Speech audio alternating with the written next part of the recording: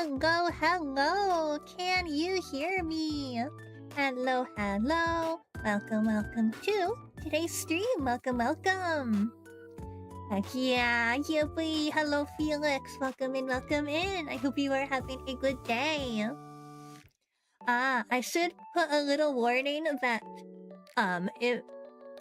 as you know, I'm American, so it's 4th of July for me right now. So if you hear fireworks in the background, I don't think my mic will pick up the fireworks, but if it does, that is the noise you're hearing. That is just suspicious booming noise. There are fireworks outside. It's not even dark out, and there's still fireworks going. People here are weird. But yeah. I want to word for it to be noisy on the beach. Oh man. Not the noisy children. Yeah, today is episode 17 of Heisei babtro. We are already 17 episodes into this podcast. I think that's crazy. That makes me so happy. So as always, gotta give you guys my little intro spiel. Welcome to Heisei babtro, a podcast where we yap about our favorite media from Japan's Heisei era. The Heisei era spanned from 1989 to 2019. It is a super wide range of time, but in regards to pop culture, it was best characterized by rapid technological advancements, the rising popularity of anime and Japanese video games both in Japan and overseas, and what many consider to be the golden age of places like Akihabara and Harajuku.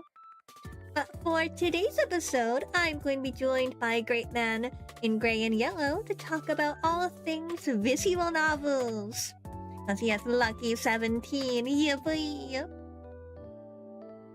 Let me go ahead and see if Gray is ready to get started. Let's see, I'm gonna unmute. Hello. Hello there. Hello, Gray, would you like to go ahead and introduce yourself? Of course. Hello, everyone. I am Great Man Gray and Yellow, Gray for short. I am a chaotic ringmaster VTuber. I play a wide variety of games, and I'm probably right now best known for my Dungeons and Dragons Sunday streams. Yes.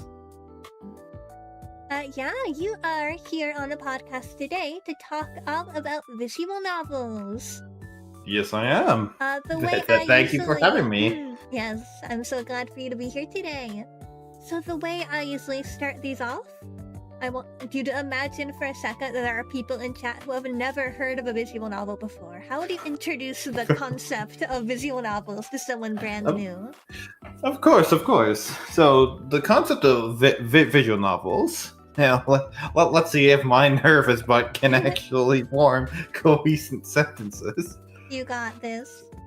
So I would say the easier way, it's kind of like you said about the video games getting popular. Visual novels are a Japanese video game, or at least it's a video game genre that origins are in Japan, and its focus is on presenting a story, hence the novel part of the name. And funny enough, it really got its start in the Heisei era. Yeah, like it's a very Heisei, like, even though obviously we still have visual novels coming out today, I feel like it's a very, like, when you think of visual novels, I think the first thing you'll come to mind is kind of the Heisei era, like the moe art style. It's a very specific image you get from Heisei era visual novels. It really is. It really is, because even if you go back to 1989, when the Heisei era started, you can really trace the origins of visual novels way back then. Because in early 1989, and of course I'm going off of hours of research I did today, so if I'm wrong, I do apologize. But it released in early 1989. Nintendo released the Famicom Tentai Club Part 2. I'm gonna butcher this. You got this. Ushiro ni Tatsu Chioju.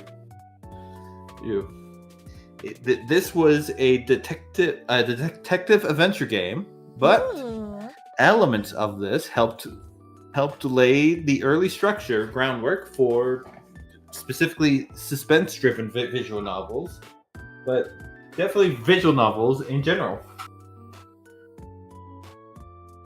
So yeah. Right at the beginning of the Heisei era, really is when. And if I'm saying it wrong, I do apologize. I'm not known for speaking well. You got this. You're doing fine.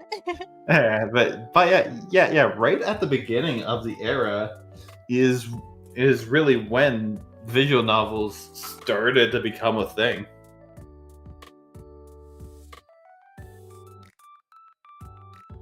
Ah. What would you say are some of like the earliest like notable visual novels? Well, Like what are the ones that were like pioneered the medium? Well, if we're going to pioneers, we of course have to go back to a company that quite a few people might actually recognize. Churnsoft, now known as Spike Churnsoft when they merged with Spike. Churnsoft released the first novels type game. This was a sound novel, as it was called back then. Then we weren't quite at the visual novel era, but the first novel type game. I am going to butcher this so badly. Here we go. Oto Jiru Sozu. I think. Yeah. So something like that. Yeah. It takes place on a mountain road. You take the role of a young man. The young woman is Nami, but both attend. And yeah. This I believe horror. Yeah. This horror title is what a lot of people consider, myself included, the establishing game for the novel games. Oh wow. Yep. So 1992, too, right in the era, is when it started. And then, of course, we go. The next, I would say, massive one is a sci-fi classic known as, A Girl Who Chants Love at the Bond of This World. So yes, even back then, the titles were long. Always been a staple of the medium. Yep. It's always been a staple that, yes, the titles a lot of the time are just the plot summary. Visual novels and light novels holding hands. Yeah, exactly. But yeah. So that's the fun fact that Churnsoft is the originator of the novel format. That's And then, of course, really interesting that one of the earliest visual novels was horror. I feel it's the same for like RPG makers. Some of the earliest known RPG maker games were also horror. Really interesting that horror tends to be like one of the first genres to take off in these mediums. It really is. And I think another very interesting thing is this game was first released on the Super Famicom. Oh. So really throwback there. Yeah. Of course, it's come to quite a few different systems, but the Super Famicom was the first one, and then Spike would also in 1994 release. I just want to make sure their second of this type of game is Kamachi no Ryuru, or Night of the Sickly Weasel. Which, let me just make sure I have the actual genre. I do not. Yep, crime-solving adventure. So still, it's and it's known for a horror movie-esque ending too. So a lot of the early ones we went with horror into 1996, where the big one was, of course, like I said, massive sci-fi classic, which actually is the pioneer for the complex parallel world branching mechanic. Ooh, really? Well, yeah, a lot of people would know it as you pick one option and certain things happen. And yeah, and then of course we're just gonna do a little time skip to probably, I would say for a lot of people in chat and worldwide, the first big game and our really big player. Felix. A lot of horror stories are more story driven. Yeah, actually, that's actually a great point. That a lot of horror is story driven, so that actually is probably why the early stuff in RPG Maker, visual novels, stuff like that, are stuff like that. And then, of course, people try new stuff. Yep. And then we get into probably... Oh yeah, that is true. Loss of control is a big thing in horror. So only letting the player have certain, actions, and they just have to watch. That's why some of the stuff we'll talk about later, I think, actually works too, because I'll skip ahead a little before we get to this really big game. But skip ahead, quite a few games do have horror elements to them. Even the really cutesy ones have moments that make your heart just go insane. But we get to 1999, and probably one of the biggest, in my opinion, visual novels at the time. And this, I feel, is what really started us into the golden age, which we're probably going to get to soon. Kanen. Oh yeah. Yep. So this is one this was actually, besides one we'll talk about later, this was my second visual novel I had ever played, and this is also one that I 100%ed. Oh heck yeah. Yeah. A main thing to note about a lot of visual novels, they're gonna take you a while. Oh yeah, they can be really long. Yeah, like shorter ones, but a lot of the really iconic, famous ones are super long. Yeah. For example, Kanen itself is considered not very long, just long. Long for visual novels is considered 31 hours. Mm. That's the estimated time for Kanen. And that's, of course, to complete all the endings. And that's really the first game that introduced to us the not Nakige, or I'll just go with crying game subgenre Nikige, of visual novel. Yeah, which, for those who don't know Kanen,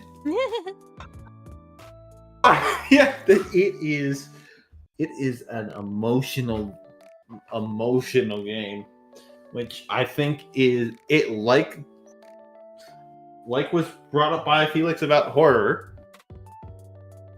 This kind of just gut punch game works amazingly in the visual novel genre, where all you can do is make your choices and see what the results are, as you don't have control of the situation. So something a lot of people don't realize, the first version of Kanen, because a lot of people I've talked to in the past just think Kanen is like an all age happy game, like Clanad, which we'll get to. But the first version of Kanen was actually Eroge is the right term? Oh, yeah, eroge. Yeah. I actually didn't know that. I didn't know canon was an eroge. Interesting. Yep. The first press edition in 990604 was an 18 plus one. That in January of 2000 is when the all ages edition came out. And to no one's surprise, the all ages edition of most visual novels, or at least the 17 plus or lower ones, are the ones brought to console, because canon has been on the Dreamcast, the PS2, the PSP, the Game Boy apparently the Advance? Really? I need to look into that. It might be an unofficial patch, but I'm seeing the Game Boy Advance logo. I have to look that up later, see if I can download it to my freaking 3DS. Oh! Yeah, and then the Nintendo Switch, of course. So yeah, canon was the first one that really kicked off the genre, I would say. Yeah. Do you have any experience with any of these older ones? I don't have a lot of personal experience like playing them. Right. But I mean, I've been aware of a lot of different visual novels over the years. Like, I know it's kind of a different but still similar, like, dating sim type games. Like, what's it called? Crap. I always, like, in a moment I'm like, I know this game, then I forget its name. What is the name of the really famous dating sim? Which one? There are a few of them. Like, oh, crap. I'm gonna. It's on the tip of my tongue. I'm gonna just like blurt it out at some point during this podcast now. Whenever it comes back to me. It was recently. It recently got added to the Switch, but not in America. I remember I was mad when I was living in Japan. I was like, "What do you mean you released it on Switch and I can't play it? I can't read." But yeah, I would say like the dating genre or the dating sims, ultimates. They're all subgenres of visual novels. I'm literally gonna like Google it in a second. I'm gonna figure out what it is. I'm mad at myself for forgetting the name of it. While you're looking that up, I'll go on a little bit of rant. Memorial. Tokimeki Memorial. That's the one I was trying to remember. Yeah. There we go. But yeah, a lot of people, whether you've played the visual novel, the original 02 release, or the 06 release of the anime, and that's something I found really cool about starting in 1999, I would say, to about 2010. 2014 also has such one like this that we'll talk about in a bit, but a lot of these visual novels that got popular got anime adaptations. Yeah. Which, of course, is one of those really interesting things of how do they do it, because the visual novel genre is known for its multiple endings. And both multiple endings and also being very long. So yes, cut down a lot. Like, I know people love it. I still will always love the Higurashi anime, but I understand completely why the visual novel fans hate it. Like, I get it. They cut out a lot of content. Speaking of Higurashi, we that transitions us from 1999 into, like I said, what's considered the golden age of visual novels. This is 2000 to 2010. Because this kick off the year for visual novels, or the kick off the decade, a little company came out. You might have heard of them. They're called Type Moon. Type Moon released their first ever visual novel, the extremely popular, and because it's popular, I can't pronounce it,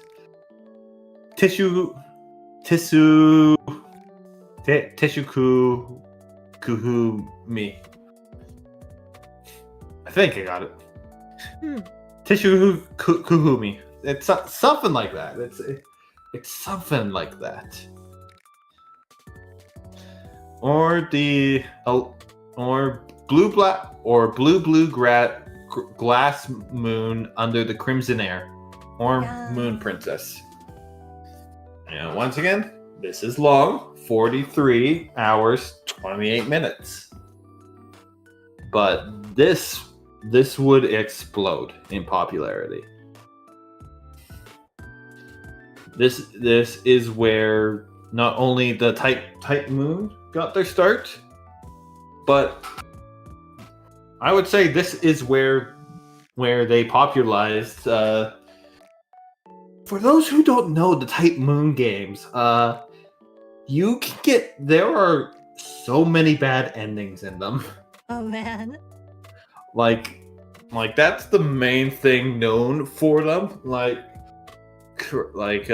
get to the other one soon. But yeah, there are so many ways that this is the one where you're taught that in visual novels, especially ones where your choices do matter, you save so much. Yeah. Because if you do just the wrong thing, you can die. But yeah, this one was known for gore and just very, very popular. And actually, the original Moon Princess, I'm just calling it that for now, doesn't have an official version overseas. There's no official English version of this. The game that started Type Moon, there are only unofficial patches to play it in English. I feel like it's a real shame that so many really iconic games and even entire franchises to have a dedicated following overseas don't always get to have an official translated version. Especially with visual. It might not be mainstream, but there's still a dedicated following overseas. It's a shame that we don't always get to have access like Japanese fans do. Yeah, this is very true in the visual novel genre. That so many of these games are either highly censored before they come overseas, or especially the ones in the Golden Age. A lot of quite a few of the Golden Age games still don't really have any way to play them in English. For example, we're going to go with, let's go to the next one in the known as the Key Trinity. For those who don't know, Key released 3 visual novels that are known as the Key Trinity. These ones help define the genre, I feel. Oh yeah, I almost forgot. So, fun fact, the original version of Canon, I don't believe it was voiced. Really? There's no voice acting. Yeah. Oh, Yeah, voice acting, partial voice acting didn't come until the All Ages Dreamcast version in 2000. And then it would be Canon Standard Edition in 2004. Oh, no, actually, Standard Edition All Ages, or the PS2 version. One of the 2004 versions is when we finally got full voice acting. Because that's another thing. A lot of these earlier visual novels weren't voiced or only had partial voice acting. I always feel like I enjoy. I mean, it depends on what I'm getting out of it. Like if I want to do the voice acting myself, that's one thing. But I feel like the voice acting really adds to visual novels. Like unless you're like intentionally like I want to do all the voices, it just feels better when you get the voice acting. Like the emotion, like when it's a really good cast. Like Higurashi, I like doing the voices myself, but there's something about hearing the cast, and it really makes it amazing. Yeah, I agree. Which is why I'll mention when we get to when kind of the voice acting really became more of a thing. But yeah, and then we get to 2001. Oh, here's a message from Felix. You think the initial missing voice acting was due to budget restraints or hardware limit? That's actually a very good thing to think about because,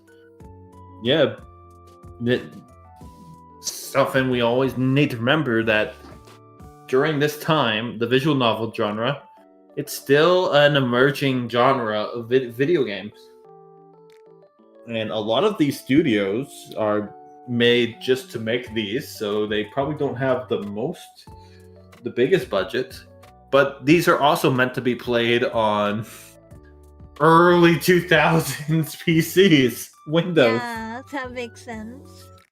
So I think it's a combination of both. Yeah. But I think it's definitely more of it definitely leans more to the hardware restraint because like with Canon when it got ported over to the Dreamcast, Air was Key's next visual novel that they released. In like I said, the Key trilogy. So we went from Canon to Air. Air, also amazing. Like it is a lot of these games, and I feel like Key is really good at it. Key are emotional masterpieces, in my opinion. Yeah. I think they're like the face of crying games. Like if you think about Nukige, you're like, Key. That's what they do. They make you sad. Yeah, which is why a lot of people forget that, their first two games, Canon and Air, were also eroges. Because, Air, like its predecessor, for the regular edition, is listed as 18+. And then of course I think the hardware, the reason we can say it might be a hardware thing is once it got ported to the Dreamcast, it's a fully voiced visual novel.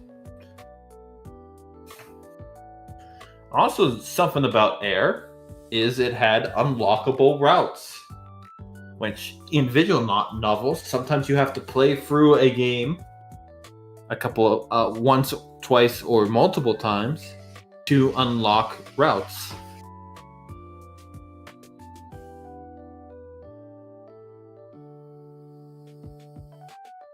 So Air, and then we get into the two big ones of the 2000s. In 2004, I just want to make in 2004, two visual novels would come out that basically strapped a rocket onto the genre. Oh man. I am, of course, talking about Type Moon's Fate Stay Night and Key's Clannad. Yes. I've not played the visual novel yet, but I loved the Clannad anime when I was younger. Like, that anime had like a huge influence on me when I was younger. Yeah. Oh, it My has a huge favorite influence characters on are in Clannad. so many people. And going to Clannad first, they really focused on just the storytelling and stuff in this game. Because, Clannad is Clannad and Fate Stay Night are known as some of the longest visual novels made. Of course, we'll get to longer ones later, but Clannad's estimated 100% complete time is 77 hours and 52 minutes. 78 hours if you round. Fate Stay Night, 89 hours. My god. Yep. And of course, a lot of people know Fate Stay Night. The Fate series in general took off. Oh, it really did. It is a huge franchise. Very, very dedicated fans. Yeah, there are. It's one of the more successful gacha games out there. I mean, just Fate Stay Night alone has spun so many different works of it. From movies to OVAs to TV series to dolphins to bad CGI dragons.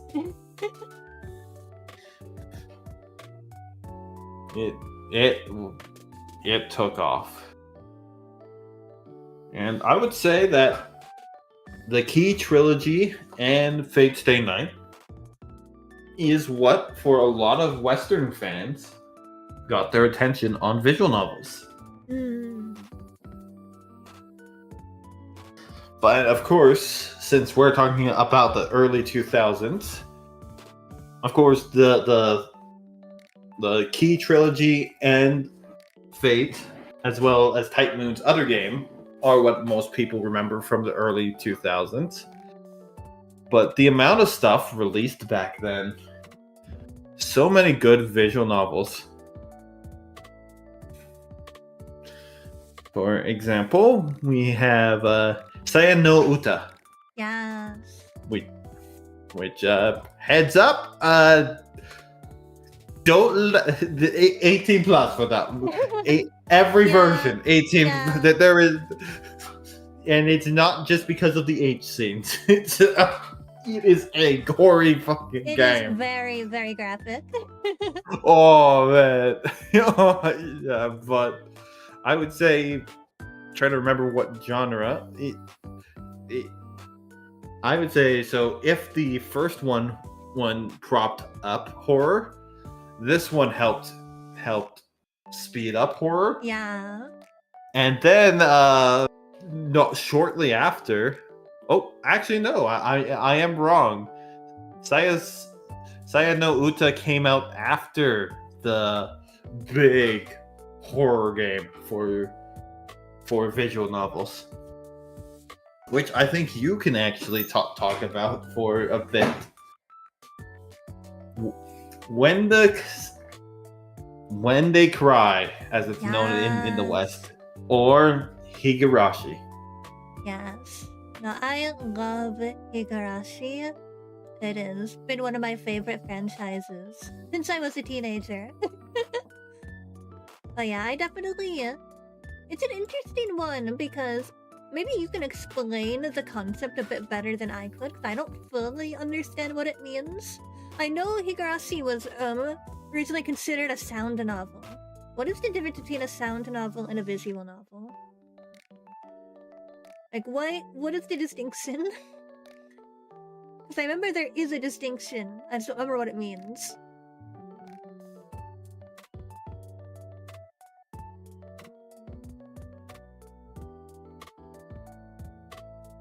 Rousey so peaked anime manga are such a trip. Yes. I have not read the manga. I haven't read the manga, but I want to at some point. I think I own like a weird spin-off manga, not like the official like original anime, like a weird spin-off of short stories based on the Gosotsu.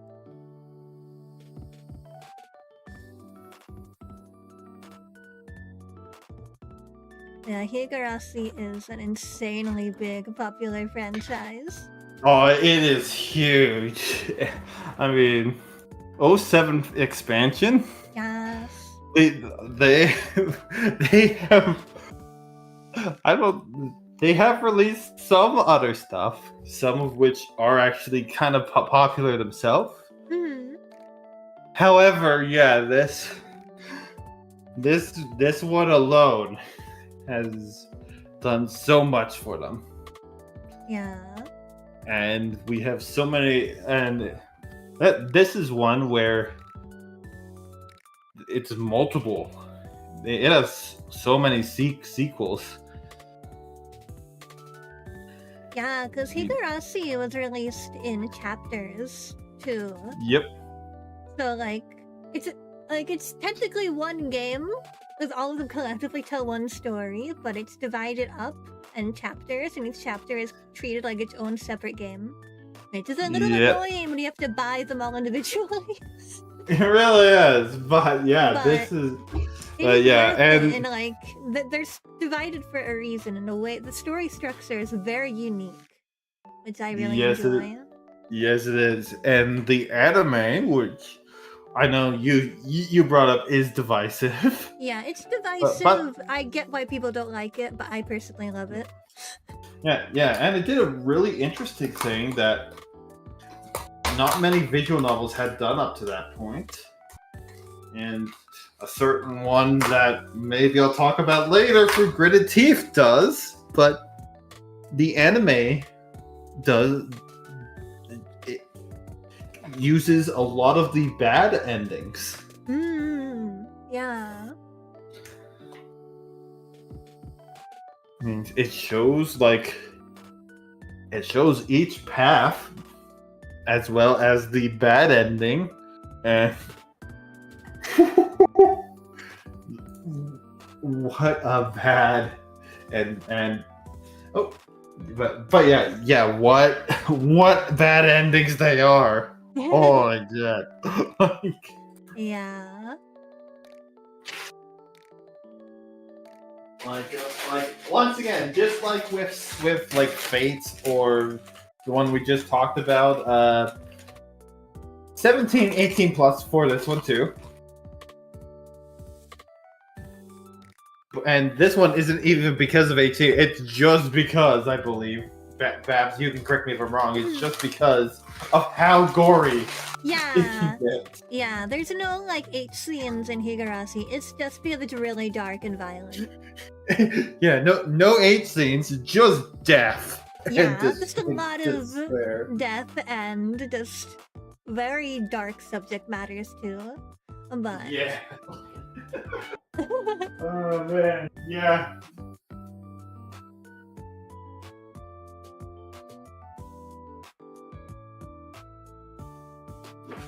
I actually wanted to ask you though about something that maybe you could explain a bit better than I could. I don't feel like I fully understand the concept, like the difference. I remember Higurashi was originally considered a sound novel. What is the difference between a sound novel and a visual novel? Oh, of course. I'll do my best. So, Yeah. Visual novel is very much a visual storytelling with you reading the words. Sorry, the place I ordered food from forgot to give me a straw. Oh no. Yeah, I'll take care of that later. But yeah, sound novels are very much told through the voice acting or stuff like that. Yep. like just through hearing. Mm. And it does make sense because early Higurashi definitely was very minimalist in like the visuals. Like you can tell there was not a very high budget. Like there's so much charm to the old sprites in Higurashi. I'm a really big fan personally, but I it's am definitely an acquired taste in the style and the way things are presented. Like a lot of the backgrounds too are like distorted photographs. Yep. It's really vibey. It's really of its time, I would say. It really is. And I would say for Higurashi, that's what helped it become a cult following too, is the minimalism really added to the story to just the pure horror that was Higurashi. Really because Higurashi is not like a key game or there's no happiness in this. It is despair. But I think it does a really interesting job of like really making you care about the characters, because the scenes leading up to the dark horror content are so immersive. Like you really feel like you're a part of the friend group. And so when things slowly start going downhill, you like feel when the cicadas personally. When the cicadas cry, as one of the titles is, you really the sudden shift really hits you. It hits you hard with what it does. And they do not sugarcoat anything. They really don't.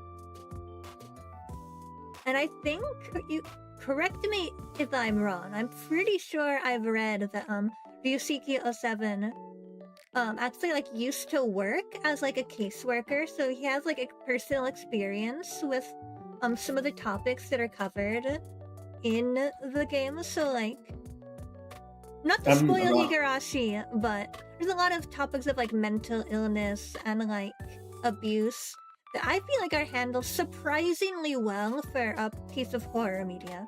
Usually mental illness is really heavily demonized in horror and it can get quite problematic, but I feel like Higurashi is weirdly one of the rare exceptions where I feel like it handles it in a really respectful way. Yeah, I agree. Especially, I can't confirm or deny, but I feel like just from having some stuff wrong with me myself, just seeing some stuff that it definitely feels like Higurashi, someone on the team, would have had to work in a field like that. Yeah. Just because of how accurate it gets some stuff and how crazy it gets stuff. It is insane attention to detail, I would say. And it really helped show that, there's no like flashy gameplay. Yeah, Felix agrees. They definitely had an expert in some sort. They had to have. And I would say Higurashi mixed with...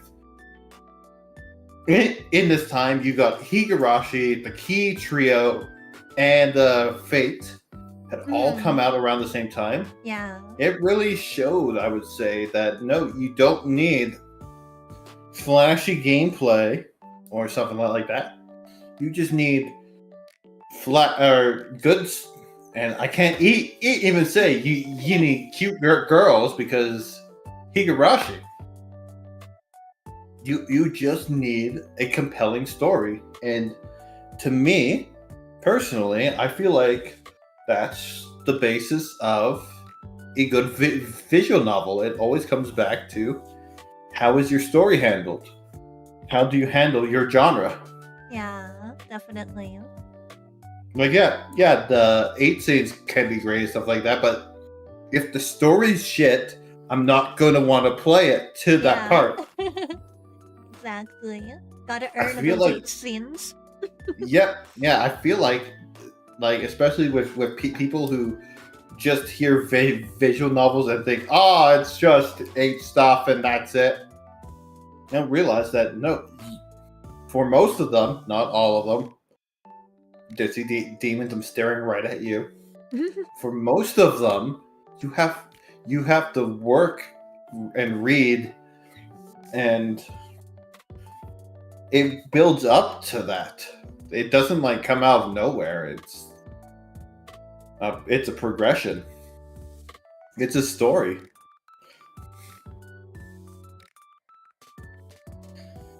You know what I mean? Yeah, I absolutely agree.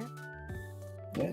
And I think that's why, not to get into too much like modern day discourse, but I think it's always funny when we talk about like, people talk about like LARPers who don't actually consume the source material of the things they claim to be fans of. Like, yeah. Like visual novels especially, like you have to dedicate a lot of time to read these stories. And it is a commitment. It is like, it takes time to sit down and go through some of these visual novels. It really is like I had It's worth the commitment. Yeah, like I've been saying throughout, a lot of these are days of playing. Because we also have Ever 17, The Out of Infinity, which those who don't know, I think it's already had. Actually, in 2011 it had a remake. But yeah, this one was 2002, released on Dreamcast and website and PS2. So this is mainly a console visual novel, so it's just a 15 plus, but it is considered one of the shorter visual novels.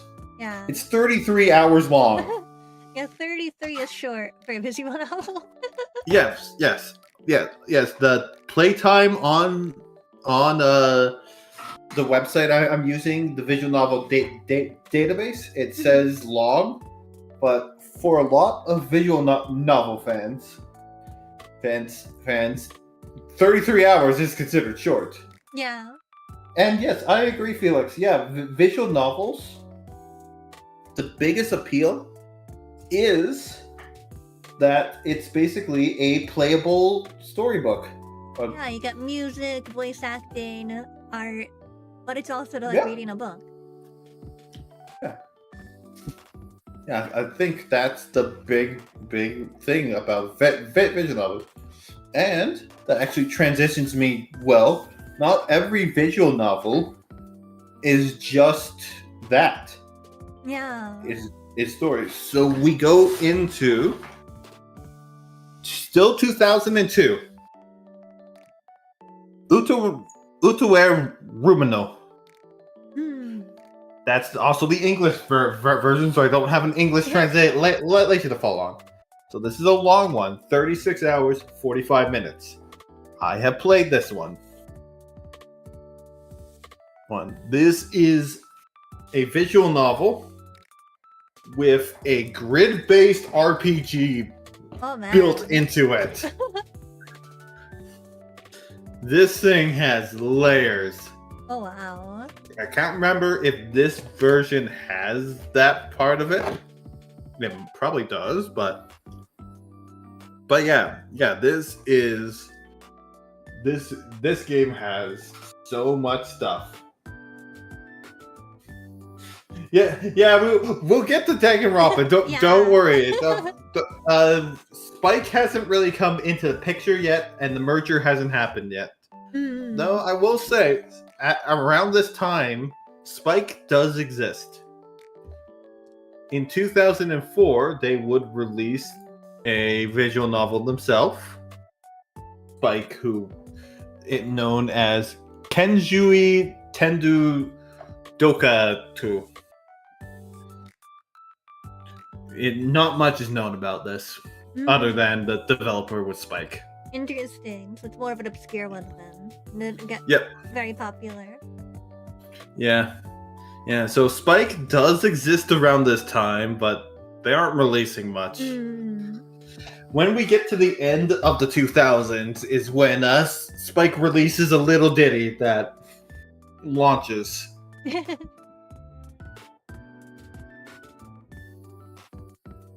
And yeah, before we jump back to Uta, yes, the originators, Chunsoft, are still around this time too.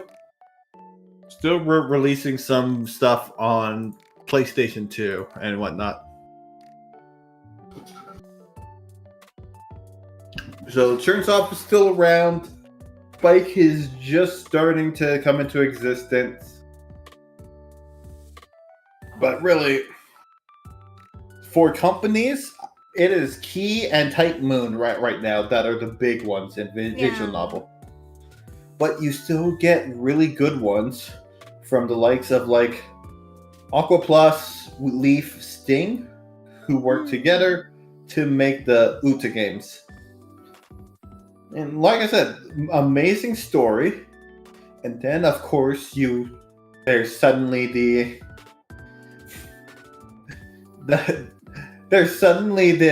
oh hey, it's a grid base.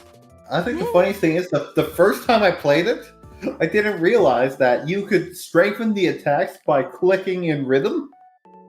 Oh man. So I was playing on medium difficulty, but I was punishing myself. Oh man. Yeah.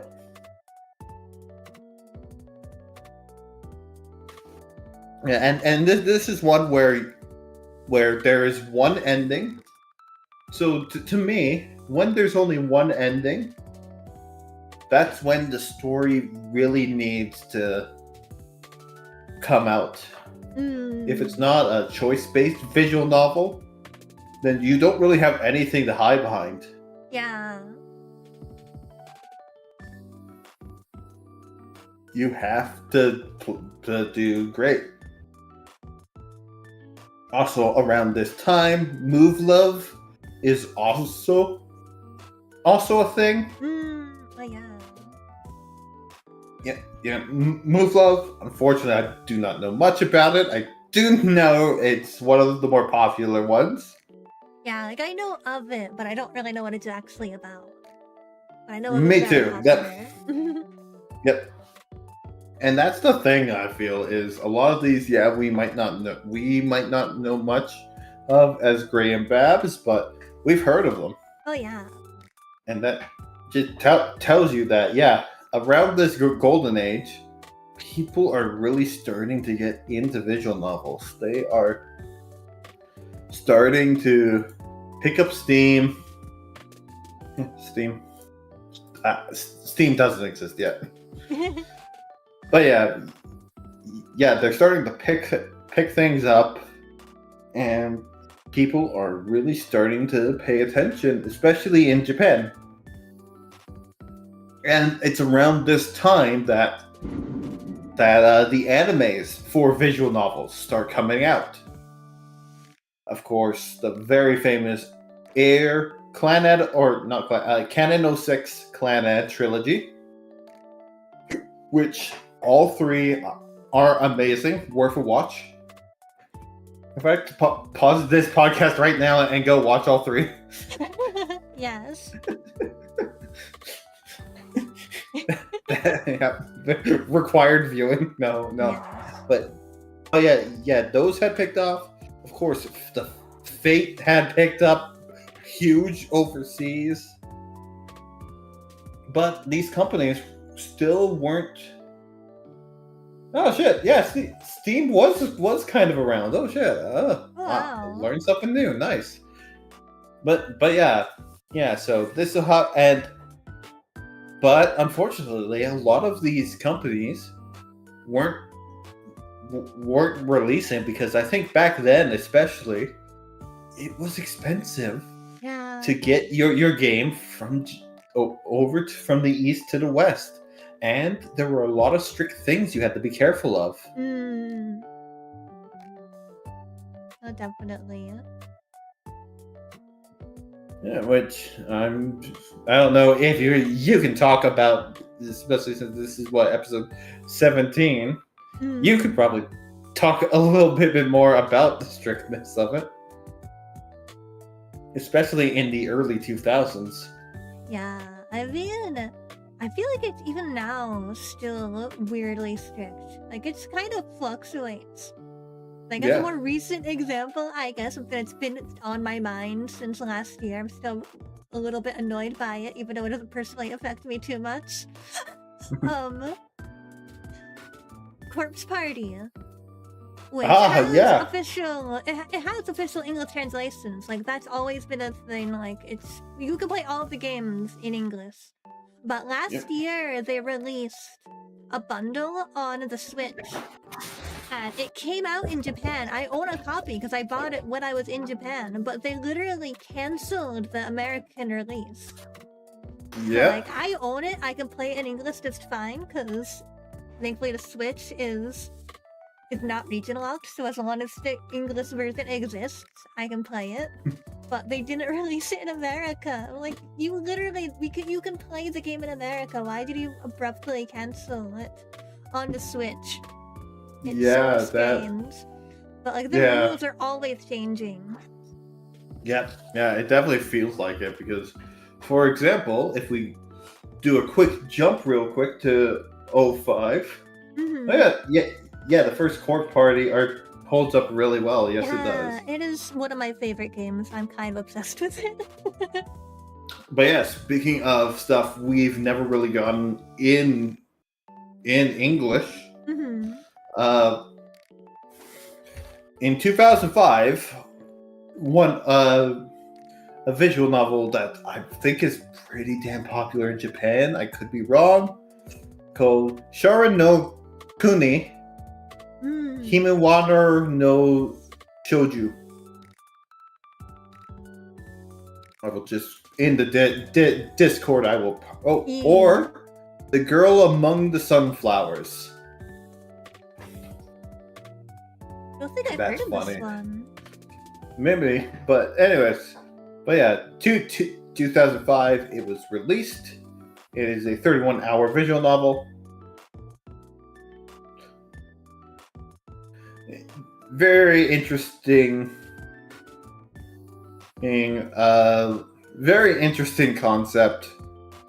Basically, a society which imposes duties upon everyone who breaks the law. Individuals who oversee these criminals' rehabilitation are the special elite, which the protagonist hopes to attain. 12-hour days. It's a very interesting one with a lot of... I'm just trying to think of a best way. It's your classic visual novel. It has bad endings with stories, multiple endings, good and bad endings. Released in 05. For the time right now, there's no official way to play it in English. Yeah. The only way to play it is with an unofficial patch that was released in 09.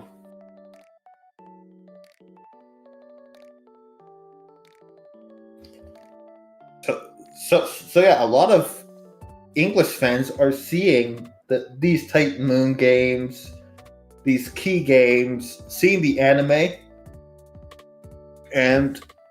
but you have to note that, especially this time, the anime manga genre in the West is still just starting to really catch on.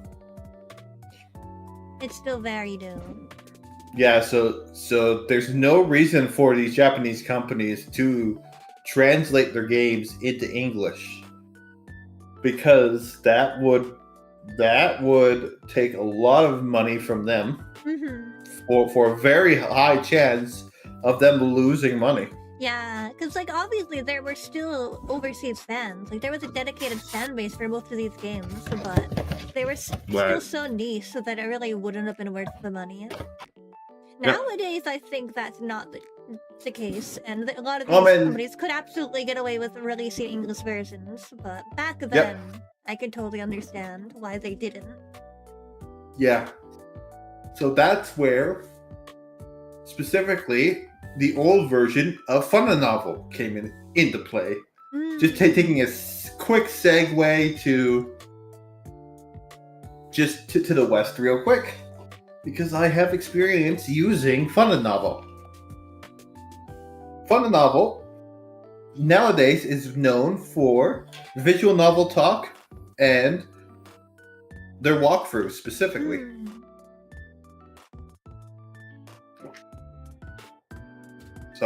Sorry, drink break. No worries. I'll also take a sip of water. Yeah, very, very good idea. Stay hydrated, always good. But another huge thing on Fun Novel was that's where most people posted their translation of games. So this was the game itself and the translation patch.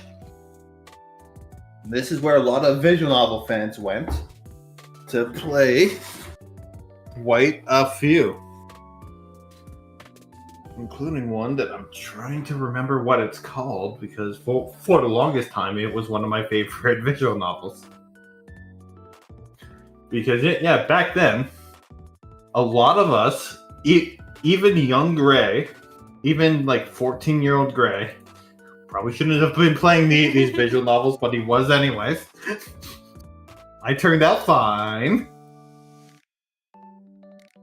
Just ignore every part of me that isn't fine. Of course. But yeah, a lot of people like me who really enjoyed the storytelling art of visual novels wanted to actually play them for ourselves, because there was almost none you could actually play. Yeah. Yeah, and so you would go on this website, you would get the link, or you download said game, and you get the walkthrough. But now you have a few websites, which, if I was actually, I didn't realize I would be talking about this website. Again, this is just a quick off-topic tangent. Yeah. Just because it seems to fit in the time right now. Go away, Ad Blocker Plus. Don't ask how many different browsers and tabs I have open. You do not want to know. But yeah, now you have websites like Denpasoft, where you can buy all the new visual novels. And Aroga's heads up, if you're not 18 plus, do not go to this website. Yeah. Don't get me in trouble, please. I like not being canceled. That's fun. Just assume if you're going on a website for visual novels, it's probably an 18 plus site. Just for safety, like expect to see. That is the main thing. Because Steam does have some visual novels on it. Some of them don't run the best. Steam has almost exclusively like the all ages versions. I don't think Steam usually carries the 18 plus versions. I know for some, like the original or for Necropara 1 and 2, which very much off topic right now, but ADHD, let's go. Let's go. Like Necropara 1 and 2, there were DLCs that you could get for the 18 plus patch. Yeah. And then 3 and 4, you had to get the patches from Den.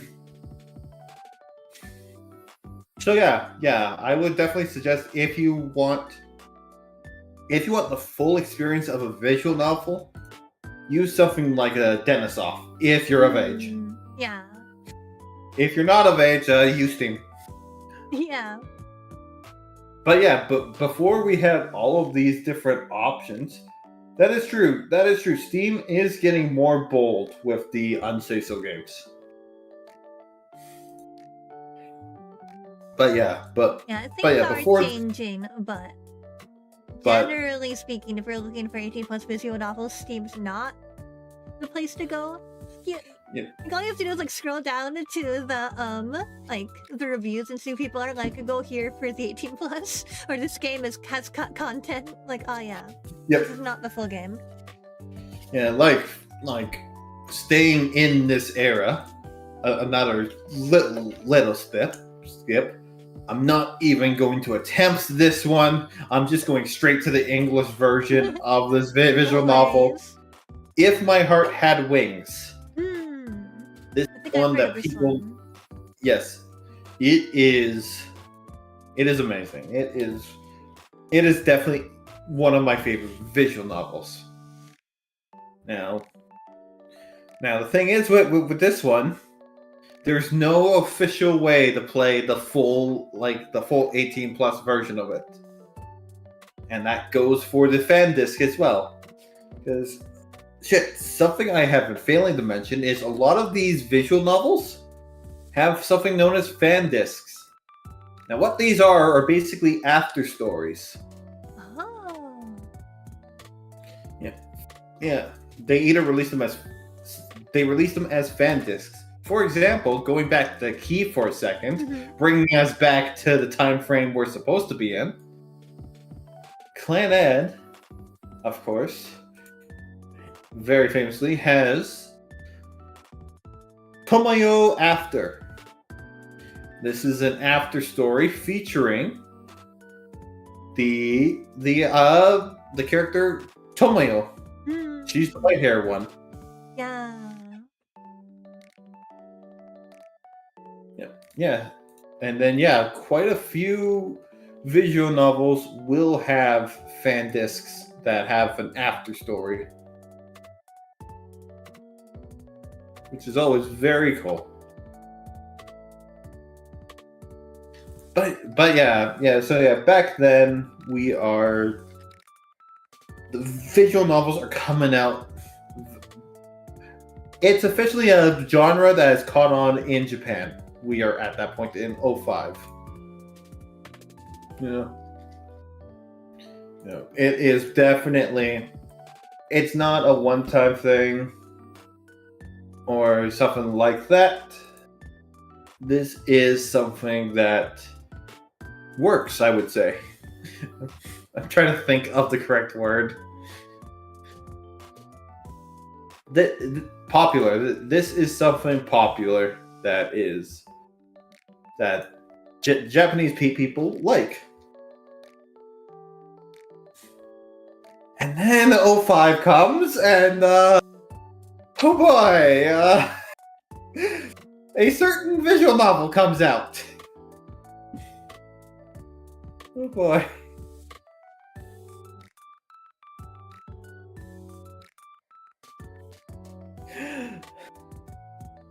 You can't really talk, unfortunately for me, you can't really talk about visual novels and the impact that they've had around the world without talking about School Days. Oh yeah. Yep. I actually... Random anecdote about School Days. I haven't watched the anime. I've actually been meaning to. That's pretty funny. Don't. I have a friend in Japan who claims that School Days is his favorite anime. Like, he's legitimately a big fan of it, and I'm like, wow, I've never met someone who has said that before. This is very new concept to me. The VTuber Fuamoko, I think Fuwawa from Fuamoko from Hololive. Oh yeah, I think she said she likes School Days. Yeah, so I know a total of 2 people, Fuwa and one of my friends in Japan. I I don't know if I've made it obvious yet, but I am not one of them. I think that's so valid. It's very... I feel like it's a very acquired taste kind of thing. It's a controversial game. It's very controversial.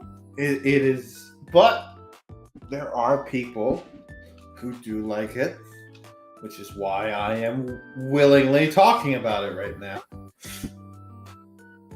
Because, yeah, this is definitely explicit as hell, and it can be violent as hell. But also, the one thing I'll give it, the one thing I will give School Days, and I don't give it much, the presentation of School Days. Ooh. That was ice. The presentation from School Days, it is fully animated. The stories, there are no sprites. Oh, really? Yes, this is... School Days is straight up an interactive anime. Oh, wow. I actually didn't know that. That is really cool. Yeah, it's not just the HC, and it's not even like... It is a hand-drawn game. Oh, wow. It is. Hand-drawn CG. Like, if I can find something that won't get me thrown off the platform, I don't think that's possible.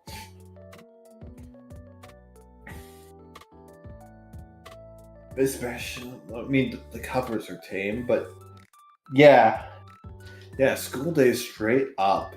And they're doing a remaster of it too. Oh yeah, I heard about that. It's come out in Japan, and apparently, and they are... That just shows you how much anime has grown. It took until 2012 for an official version of School Days to reach the West. But I'm guessing this year or next year, the remaster will hit the West. Oh man. That just tells you by itself. But yeah, School Day did something that was very rare. Because they had no sprites, no cutscenes. The entire thing, you just watched it. Oh wow. Everything was animated. Fully voiced. Like, yeah. That is really cool though. It really is. Unfortunately, they did it for School Days. And then Overflow, the company who made it, never left School Days. After School Days made the money, they've never gone back. Oh, Everything they've released after School Days was Summer Days, which is an alternate universe prequel to School Days. I never played any of these. I've only ever done School Days. I refuse to subject myself to more of it. And then there's Cross Days, Shiny Days, Island Days, Strip Battle Days too. They know what they're good at. Yes, they do. They straight up found something that works, and it worked. I have to say it worked. And then Nice Boat, which, for those who don't know the story of School Days anime release, the original final episode of School Days was replaced with footage of a boat. Because something similar, I believe, had happened in Japan right around the time that ending was to release. So yeah, straight up. If you ever wondered where Nice Boat memes come from, It comes from school days. It comes from school days because of yeah. It's actually kind of funny. That is wild. It really is. But yeah, a lot of stuff was coming out around this time. 05, 06, you got sequels to games like Uta got its sequel, Buta no Hakuro. And visual novels were on a roll, I would say, in the East. And then we get to our next little block of big ones. And to no one's surprise, Key's back. Key, like I said, especially in the 2000s, if you wanted something that would make you cry, you went to Key. And Key brought us, this time, Little Busters. Oh yeah. I was like, what is the other key one? Little Busters. I forgot about that one. No worry. A lot of people forget that Key made Little Busters. But yeah, Little Busters. And Key is not quite done yet. We'll be back to Key a little bit later too. When we get to 2011, we'll be back to Key. But yeah, Little Busters started as a regular. Actually, this is actually a rare case. Little Busters started as a regular visual novel for all ages, and then it got its Oh, really? ecstasy. It's literally called Little Busters Ecstasy. It's straight up called that. Wow. So this is one where I played the all ages version. I honestly never played the 18 plus version. Like I don't know. It feels like how it originally released was the all ages version. That's weird. Like I understand cutting out, but like adding in is an interesting choice. Yeah. Like it's one thing to cut out existing content, but to like add in exclusive new content. It's kind of interesting. Yeah. Exclusive new content. That seems very common. Yeah. Exclusive new and specifically 18 plus stuff. Yeah. That's the big one. Is they added in 8, and really it was just that until every other version they released, like the Key 10th Memorial box, the version included was the all ages version. The Perfect Edition, which coincided with the TV anime, was the 15 plus version. And even in English, which shouldn't surprise anyone, a lot of these old eroges did not reach the West. Yeah, that makes sense. Yeah, but Little Busters in its original in 08, the trial edition reached us, and in 11, the Memorial Edition got an unofficial patch. It wasn't until 2020 on the Switch when Ian audiences would get to play Little Busters officially. Wow. Man. Because even with something like Key, like there still isn't a version of English Little Busters for the PC in English. Even with Clanad coming to Steam. Yeah, that's wild. It really is. But yeah, Little Busters joined the getting a TV series. But what could follow that? Chaos Head. That's the segue. Is Yeah. Chaos Head.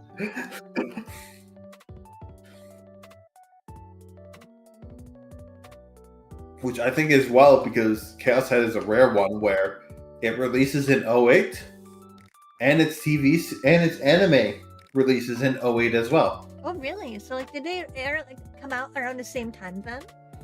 I think so. That's interesting. Yes, this is another one that is just a 15 plus visual novel, but has a very interesting. It's a mystery. It's a mystery one with bad endings. Are there like big differences between the game and the anime, or is it the anime still like a faithful adaptation? That is a good question. Fortunately, I do not know much. Yeah, that's fair. It makes me think of like. It seems very like on. different. Yeah. Very different. I was thinking the Serial Experiments Lane has a like a PlayStation game, but it's like a completely different story. Like they're like separate entities. So I wonder if it was like something similar. Yeah. Funny thing is, it's a visual novel. It's a manga, and which I think is rare that a lot of visual novels don't get mangas. Yeah, that's true. But the anime apparently is mid. It only has a 6 point. It only has a 6.28 on my anime list. Yeah. Meanwhile, Chaos Head, the visual novel. Let me grab its rating. I believe it's a medium length. It's a medium length visual novel, which means it's 27 hours. That's medium length. Yeah. Remember, that's medium length. Like I said, visual novels are usually a time commitment. But yeah. At least from what I know, Chaos Head was actually pretty good. The visual novel, at least. That is one I hear quite a bit about. We also got a bunch of other stuff around this time, like 07 brought us Kira Star Kira from Overdrive, 30-hour musical one. Ooh. Which is actually and this is, I believe this is one where I could be wrong. I'm trying to figure out what the main character protagonist.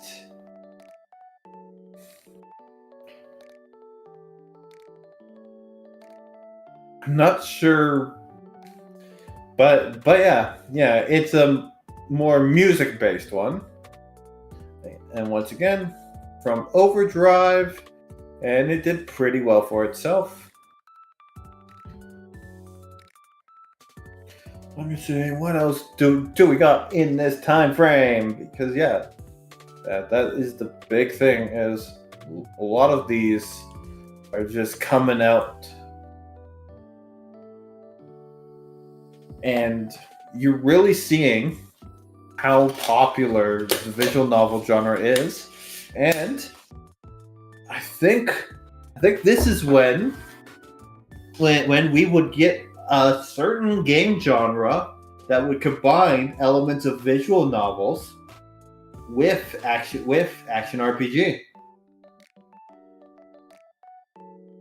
Persona. I'm talking about the Persona series. Oh man, I know I do have some Persona fans in my chat.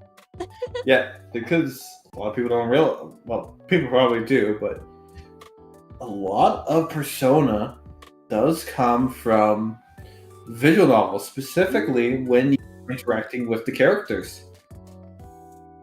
It's also a very heavily story-driven narrative. So when you really think about it, without the visual novels, does Persona exist? Yeah. Interesting. No, I feel like I would have never considered Persona visual novel, but now they're like including it. I'm like, you know what? I can see that. That makes sense. Yep. Yeah, like a Persona 3 Portable is pretty much a visual novel.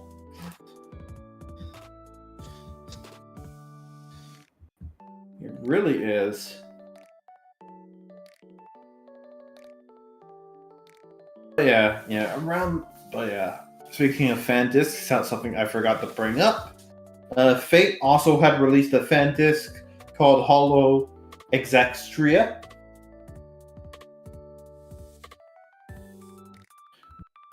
Yeah, I would say the Personas are more JRPGs, but definitely have some inspiration from visual novels. But yeah, we are in the late. But yeah, we have now reached the kind of late era of the Golden Age. 09. I wonder what they'll release next. Who knows? Yeah. Steins Gate. That's when Steins Gate came out. Spoilers.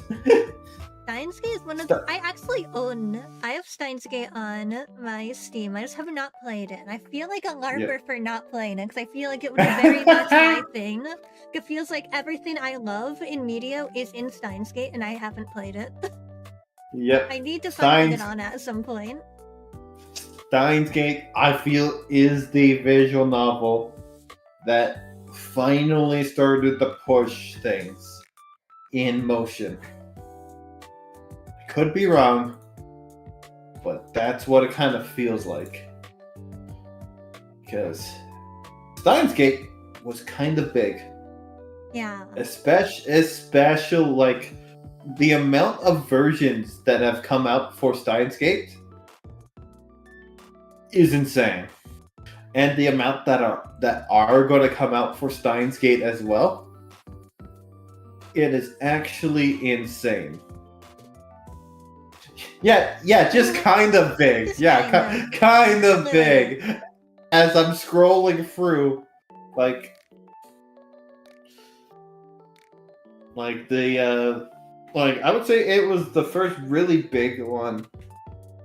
It came to the West in 2014. And that's when I think... Yep, yeah, there we go. That is true. Even people not into games heard of it. And I think... I could be wrong. I'm basing this off of just my personal theory. But to me, it feels like Steins Gate is what really got the Japanese publishers to realize, hey, the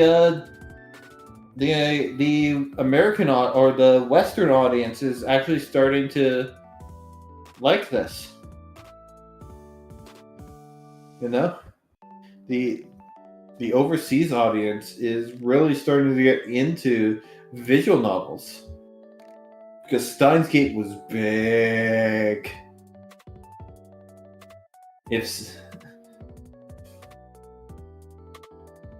That is true too. Persona and Steins Gate, I would say, could be what really showed Eastern publishers. And then, of course, yeah, I know it's weird. We're talking about Persona in a visual novel episode, but you can't talk about one without talking about the other. That's so fair. Because yeah, Persona 4. Hey, no. No need to apologize. I also brought up Persona earlier myself. But yeah, because it's a fantastic point. Persona 4 and especially Golden, like behind me, I have my PSP or my PS Vita. Oh, let's go. The reason I bought a PS Vita was to get Persona 4 Golden. And yes, Atlas 100% got so many JRPG fans to want to show them or to want to see visual novels, because this might be controversial. I don't think it is, but someone might find it. Persona 4 has the best story of all of the Persona games. It's even better than 5. All right, good. My house hasn't had a brick thrown at it. I think I'm safe. Me making a mental note because I've not played any Persona game, but I know my chat wants me to. So like, which one should I start with? I'm making a mental note of 4 now. I would say start with either 5 Royal, or when 4 Revive comes out. But really, each Persona 3, 4, and 5 are self-contained stories, so you can play whichever one you want. My personal recommendation usually is Royal first, and then the remake of 3, and then go into 4. Okay. And then specifically because it seems like 4 Revival is going to have all the golden content in it, that will be the version to do. I see. Yeah. Good to know. One day I'll play Persona. One day. but yeah, I would say around this time is when Western fans are really, really starting to get into it. And as we hit it, Spike returns.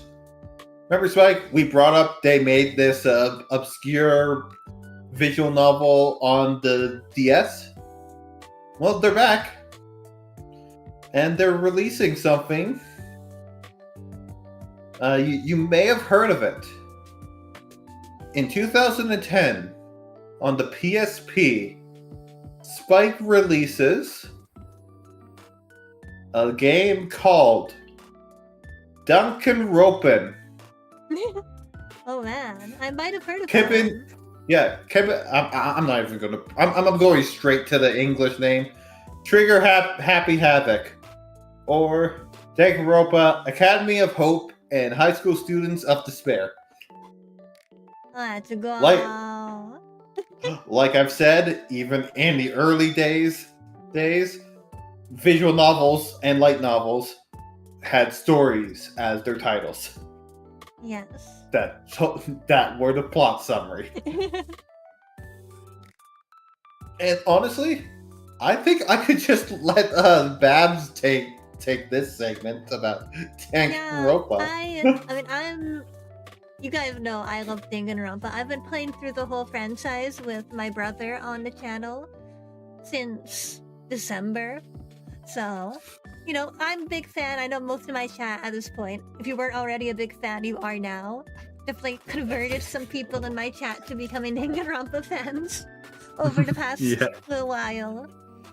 But yeah, I know.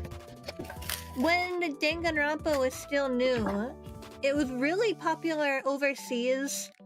Before I got an official English patch, it was really popular on the Something Awful forums. People would read, they had screenshots translated, and that's how people would experience Danganronpa for the first time. Which I think is so interesting. It really is. It really is that. And really shows how dedicated fans can be. Even if you don't have a translation, there are ways people will figure out how to access.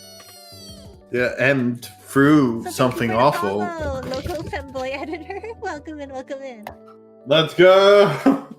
I love it. But yeah. I would say Danganronpa was the final push. Well, one of the final pushes. We have the final push coming up very soon. Yeah. And one you're excited to hear me talk about. Yes.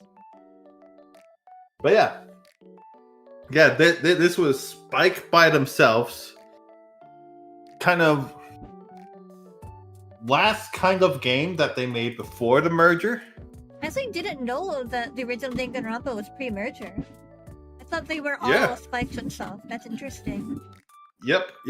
Original was just Spike, and then the merger happened, and 2012 happened. But before we get to 2012, we have to talk about 2002. Although no, this also came out in 2012. We can still talk about 2012. So 2012. Oh yeah, fuck. Ace Attorney. And Ace Attorney. Yeah, that one is one I did forget about. Yeah, that just tells you. There's so many. How... It's hard to get to all of them. but yes, the Ace Attorney series. Some consider it not a visual novel. I consider it a visual novel. I'm the guest here, so. I feel like it counts. Sorry. Yeah, I feel like it counts. Came out very early. And yeah, that is another series that really, really caught on. It was one of the few that I believe were able to go worldwide before visual novels really hit their peak. Yep. We should have talked about the first one in the 2002 segment. Oopsie doopsies. Oopsie doopsie. You know, there's so many. It can be hard to get to all of them, to be fair. Yeah, and honestly, I could stay on a year forever. Yeah. That's the main thing is, yeah. You also had stuff like Phoenix Wright being popular. And then, of course, Super Danganronpa 2. Yes. Goodbye Despair. Once again, I'm just doing the English one. Yeah, fair. Everyone knows the English one. Super Danganronpa 2 comes out. I feel like Danganronpa 2 is really the one that blew up. Like, yes, everyone knows Nagito. Everyone on the internet. If you're on the internet, you know Nagito. And this is when the merger had happened. It is now Spike Chernsoff. Oh, thank you, local femboy editor. I just saw the message. Thank you. Yippee. Sorry, I was talking about Spike Chernsoff. We all love the sane boy Nagito. Yes, the perfectly sane, normal individual known as Nagito. Yeah. Very chill guy. Yeah. But yeah, Danganronpa 2 comes out as something big. And it was big, and it really let people see visual novels in a different way.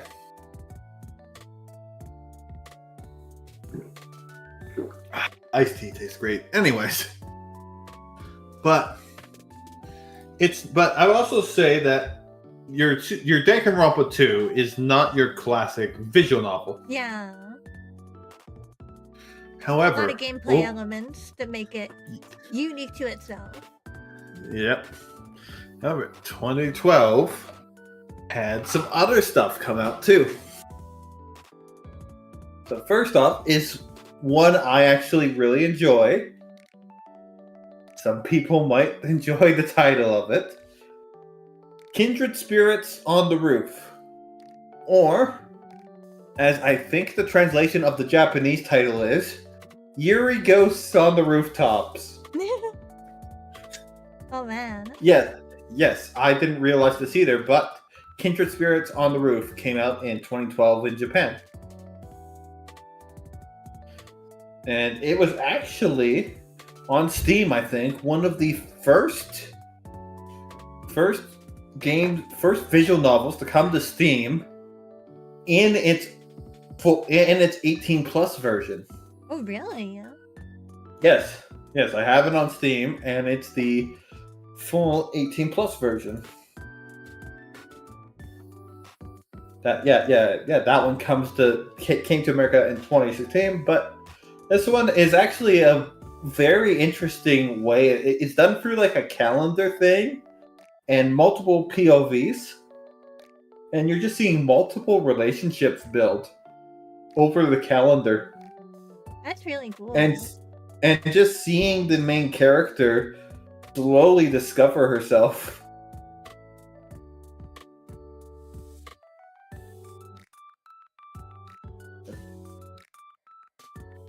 And of course, a certain sister duo played this game too, from another visual novel. But that would be breaking. But that actually that is one of the worst kept secrets in VTubing. Who the twins were before their. I'm going on another tangent but this is kind of tied to visual novels. Another visual novel that came out in this time period. I think I'm correct on that. Oh fuck! What is it called? Oh no! Oh no! I forgot. Hold on. I'm going to Steam. I have it on Steam. Go something. It's Go Nippon. First trip to Go Nippon. My first trip to Japan. Yes. I don't remember when this one came out. I think it was definitely before 2019. I think. I'm hoping I'm right. But yeah. Anyways, that aside, Kindred Spirits on the Roof came out. That came out. And then in the background since 2008 or 9, one of the two, there had been something in the works from something that I don't think could happen nowadays. Oh. That could be me not thinking much of the internet nowadays. But a group of 4chan users. Oh yeah, yes, here we go. That's the thing. Yeah, have to remember. These are random people from 4chan. Saw something, liked it, made a studio called 4-Leaf Studio, and created a visual novel called Katawa Shoujo. This is what kicked off in my opinion, the Western boom for visual novels. This one right here. Made by people from around the world, but it's mainly considered a Western studio, 4-Leaf Studios. I think it's so funny because, from today's perspective, it sounds insane, but, thinking about, back then, that makes perfect sense. Of course, people on 4chan made a visual novel, and that's how, visual novels blew up in the West. Of course. Of course, it was a 4chan group. I don't know if it has that subtitle. Don't play it, but I will say it's.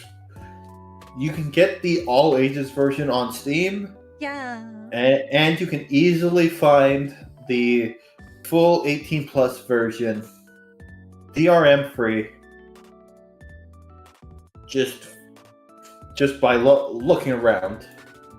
The 1.13, it's a very simply made one. Nothing's animated. There's no voice acting. And it's one of the best stories I have ever experienced. And again, this is from a fucking studio made by 4chan users. Katawa Shoujo puts you in the role of Niso or of Hisan. Fuck. Nike. I'm just gonna say that. During his final year of high school, he finds an anonymous letter in his math book directing him to meet the sender. What's supposed to be an emotional confession turns into something frightening. as he suddenly collapses and wakes up in a hospital bed and is told by doctors that he has a rare heart condition. And due to this, he is enrolled in Yamaku, a school for physically disabled students. You meet 5 different girls, all with different disabilities, and it's actually very well handled. And once again, it is long because it's a visual novel. Of course. Yeah, 33 hours. But it is... I know so many people who got into visual novels because of this one. Because of Kadowa Shoujo.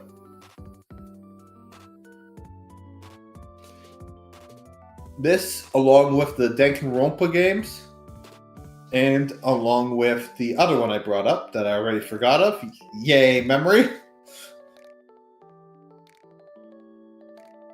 Those games, plus of course stuff from Key, stuff from Type Moon.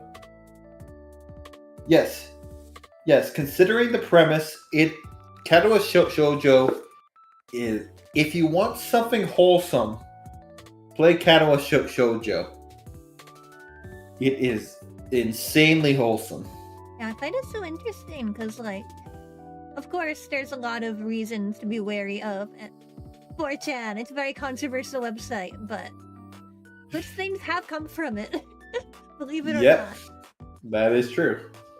Also, still in 2012, funny enough, we're not done with 2012 yet. Another Smash visual novel comes out. It is called, and there's no alias for me, so I just gotta go for it. You got this. Fata Morgana no Yakata, or The House in Fata Morgana. Oh yeah, that one's very popular. That one is very popular. So you can see, while we're out of the era that is considered the golden age, we're still getting some of the best visual novels ever. And this is where I would say visual novels really took off. We have Danganronpa, we have Kadowa Shoujo, which, funny enough, that was really the only thing 4-Leaf ever released. Which they even admitted that the only reason 4-Leaf Studio was made was to make Kadowa Shoujo. And I think they did the correct thing. They made Kadowa Shoujo, and then instead of milking it and making Kadowa Shoujo 2, they knew they were done.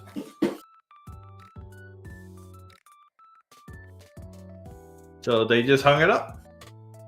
But oh yeah, I forgot. We do have Key, of course. Mm-hmm. Wasn't going to let all these new studios up them. So they released Rewrite. They released Rewrite, a 77-hour classic from Key. Yes. 77 hours. 77 hours from Key. Rewrite. Well, anything from Key, I'm just going to say. Anything from Key. This is one of this, like Clanad, is an all ages game. No 8 scenes, no erotic. This is just drama, occult club, group of friends, Key classic. It is very good. And it was Key basically saying, yeah, all this stuff is good. We're still Key. We're still Key. We still made this. When you think of visual novels from the heisei era, this first studio most people think of is Key for a reason. Yeah, I mean, like, their art style is so iconic. Like, you immediately know what it is. Like, that is a Key visual novel. Such a unique and iconic look. Yeah. It can be memed, but, like, it's legitimately beautiful art. Like, I love their art style. It really is.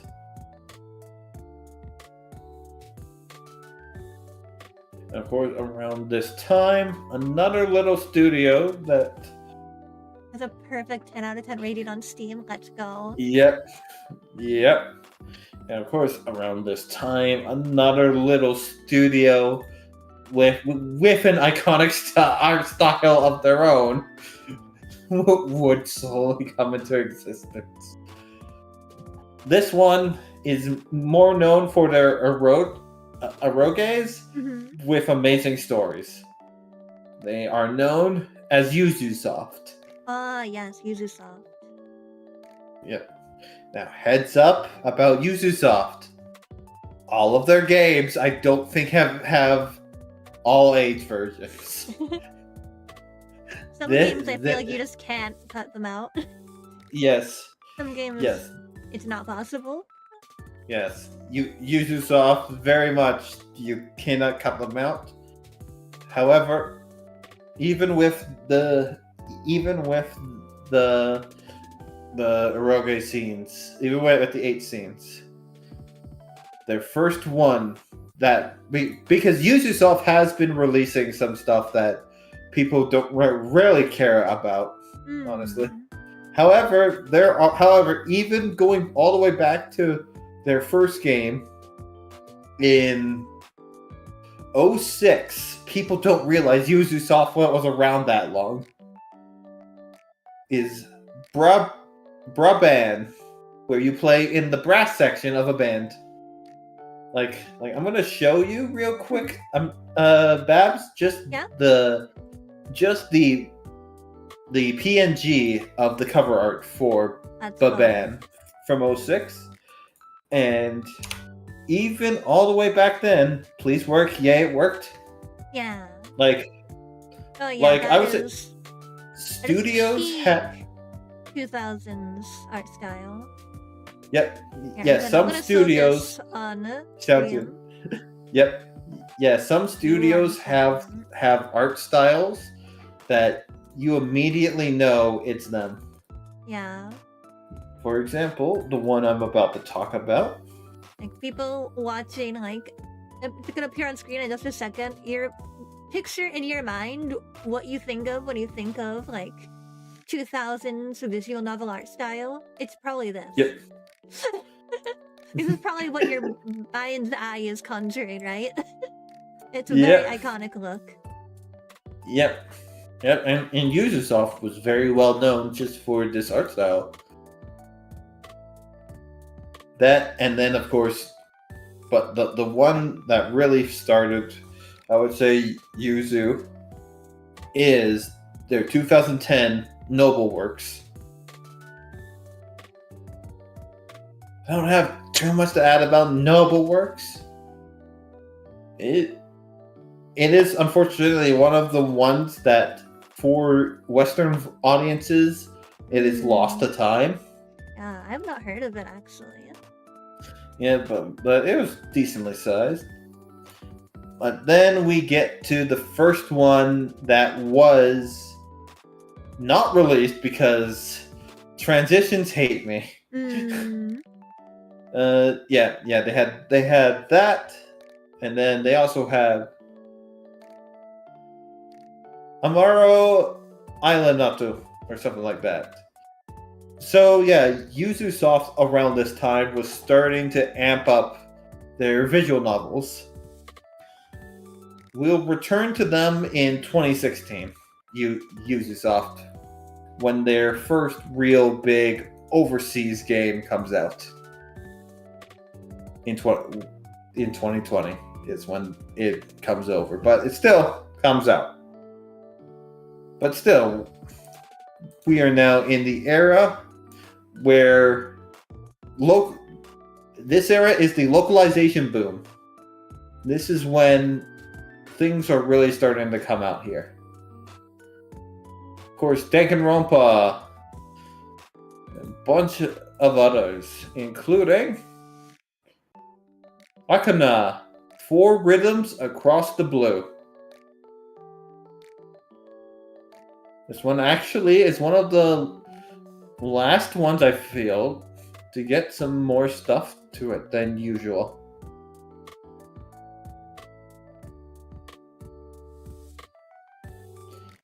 Now this is about flying circus and anti-gravitation shoes. It's a very sweet multi-ending game.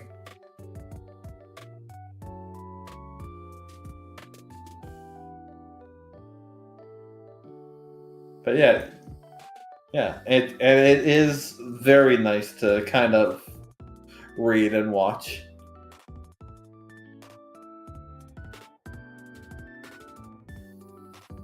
But yeah, we have a lot of studios that are even known to this day are still going around this time, especially since I'm just going to skip to kind of 2016, where I feel 2016 is when it got a lot easier to get stuff to the West from the East. Oh yeah. I think by that point they definitely are aware that they have fans overseas. Yep. That are hungry for content. So this is actually funny.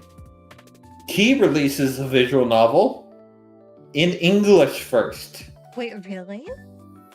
Yes, I did not know this, but Harmona came out in English in 2016-09-23. Oh, wow. It came out in Japanese in 2016-12-29. That's wild, actually.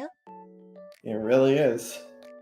So yeah, Key is still just reminding everyone that even I'll give you another image to show chat, because even in current day,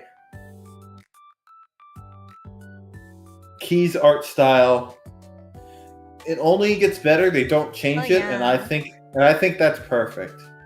I think if Key were to change up their art style, that would be a huge mistake. That would be so strange. I would not be able to comprehend Key in a different art style.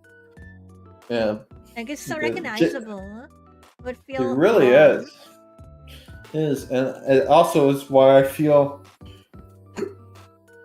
only Key really. A lot of studios have avoided using this art style.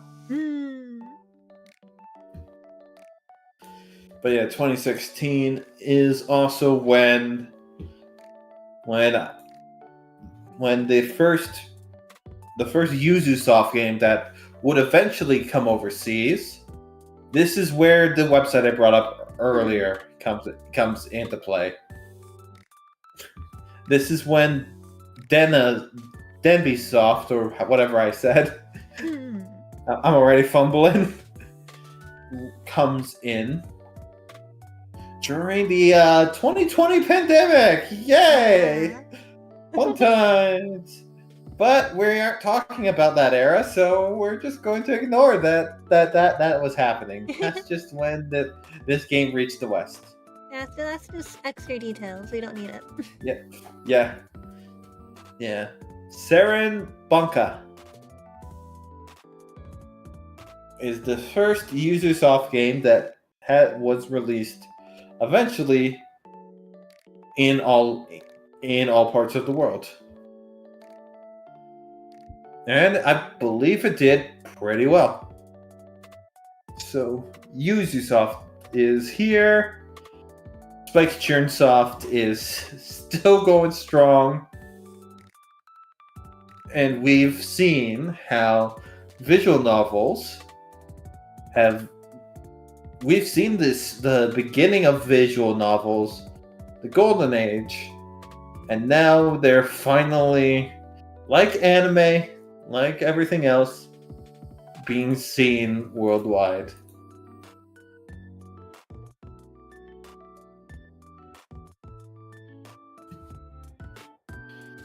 I'm trying to think of what else. This one is a little too far, but I am also going to just talk about one I love too, which is 2019, but it's technically after the era's over. But still, it's from Yuzusoft. It is called Cafe Stella to Shinigami no Chio. And just to me, it's what visual novels can be. Yes, there are some spicy stuff, but there's a good story, there's emotion, there's tragedy, there's feeling. You get attached to the characters. And I think that's what visual novels are. Yeah, absolutely. I feel like if you don't feel very connected and attached to the characters, then the writers did something very wrong. Yeah, because at the end of the day, that's what visual novels are. They are story. No, do you have any experience with Oh yeah, I forgot. I missed one of the bigger short visual novels. So in 2014, a certain cat girl visual novel comes out. Oh yeah. I cannot forget about this one, otherwise I feel like I have failed people. The studio Neko Works releases Nekopara Volume 1.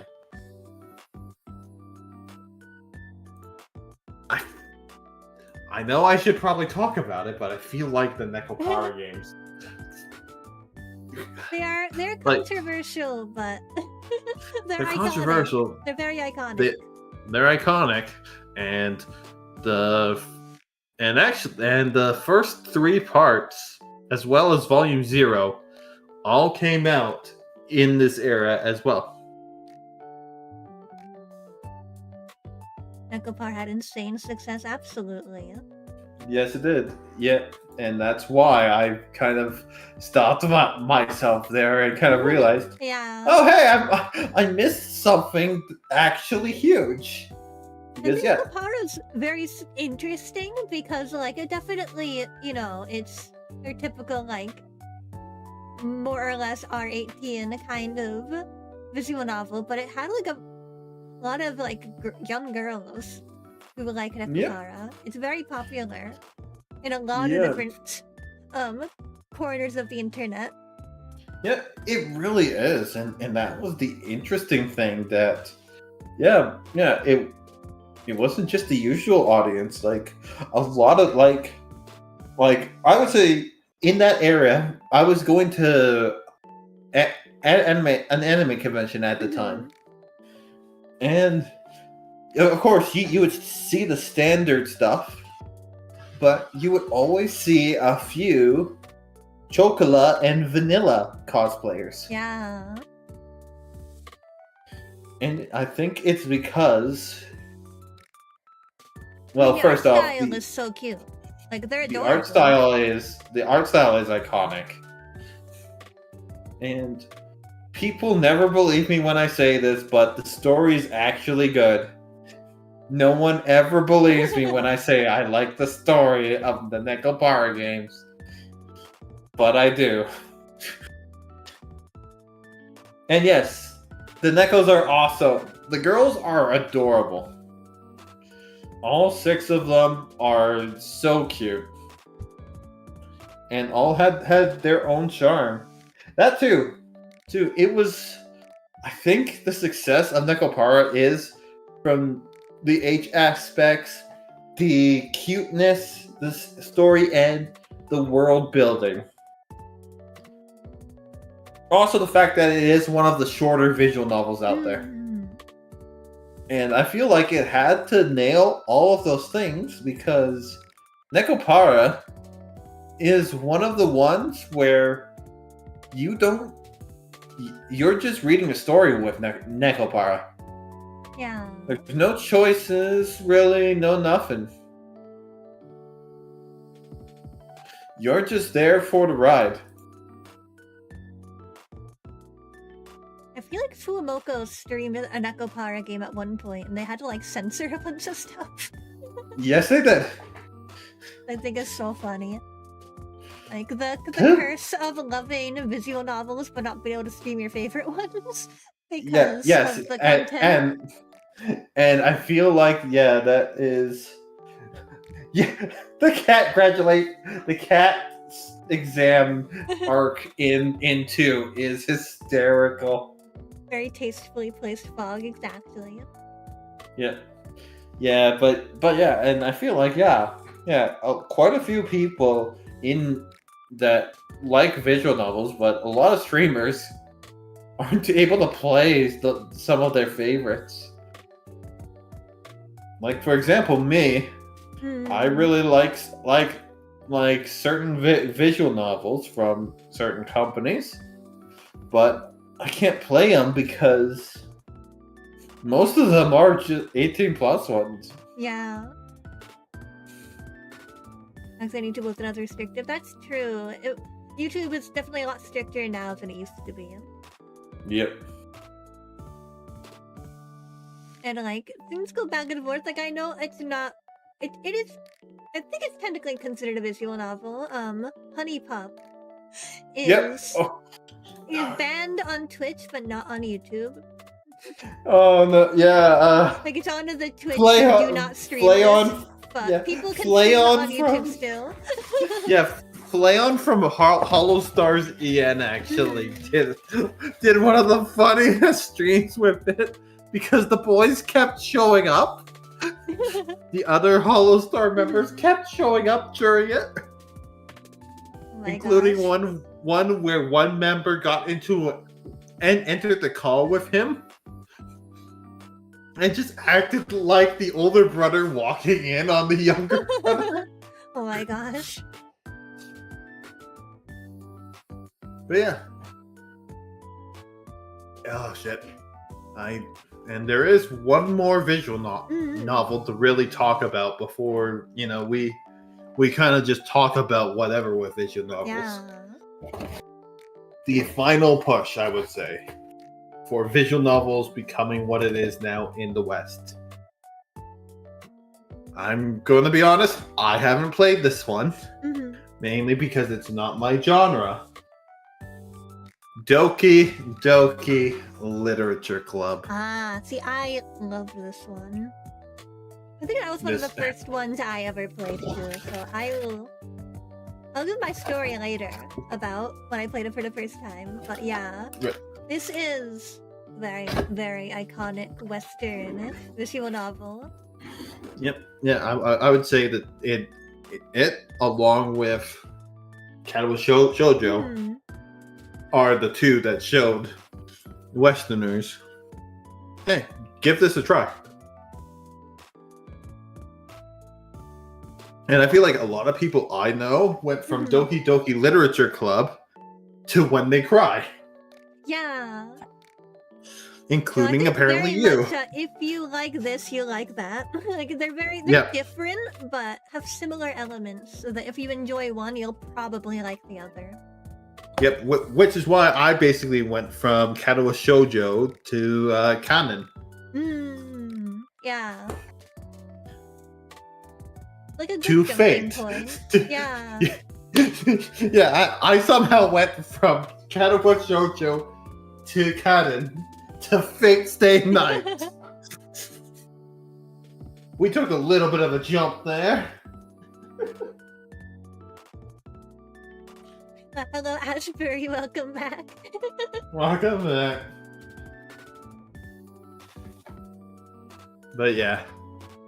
Yeah, I'll let you take the Doki Doki Literature Club part here because you definitely know more about it. Yeah, I mean, it's been a long time. I've been wanting to replay it on stream for ages. I just haven't had a chance to yet, but I played it for the first time, I think in 2017. So I was still a teenager, and I think what happened was I was vaguely aware of its existence, but I didn't know what it was about. I don't even think I knew it was horror. My younger sibling was like, "Hey, there's this new game, and I think you should play it. And also, I'm gonna sit and watch you the whole time and see how you react." Red flag. Like, what do you red flag. Red flag. So I played through the whole game. I think it took me 2 days to get through because after a point, I was too locked in. I needed to know what the heck was going on. So I was just like shaking, like nervous the whole time. I have no idea what was gonna happen. All of the twists got me, but it was such a fun experience. Yeah. And it's one of the things I'll never experience it the same way. I'll never have a video game experience quite like my time playing Doki Doki for the first time. It was very, very unique and very fun. Yeah, that's I'll never be able to replicate that feeling I had playing it. And I think especially at the time, if I played it for the first time now, I don't think it would have scared me as much. I think I'm more desensitized at this point to horror. Yeah. I just have fun playing horror now, but back then, it was legitimately scary. I was on edge the entire time. It was so much fun. Yeah, it's also why for me, I tried to be as vague when talking about even some of these old visual novels. Oh yeah. And I didn't even bring up every visual novel I personally own. Mm-hmm. Because a lot of these are ones where, I could never replicate my first time playing through Fate Stay Night and realizing, oh god, when I got a bad ending. Yeah. And then realizing how easy you can get a bad ending. I can never replicate the feeling I got when playing through the Air trilogy or the Key trilogy. And I think that's something that visual novels does an amazing job at. Mm-hmm. Is your first time playing through any of these is just something you can't replicate. Yeah, it's a really unique experience, especially because a lot of the time you'll play by yourself. Maybe you'll play with friends. Maybe you'll experience it with other people. But a lot of times, if you're playing it on your own, alone in your room, fully just immersed in the story, it's a very unique experience. Yeah, and something you can really only experience once. You can still go back and re-experience and enjoy it, but it won't be the same as your first time. Yeah, and I would say, and for example, I just picked one at random. My first time playing The Devil on G String is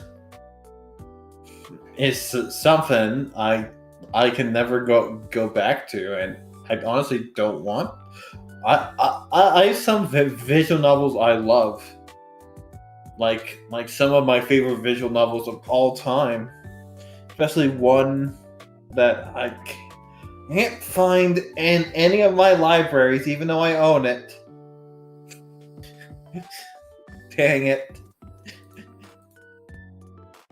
But yeah, it's my favorite visual novel of all time. I love it. I will never go back and play it. Here it is. Oh shoot, what is it called?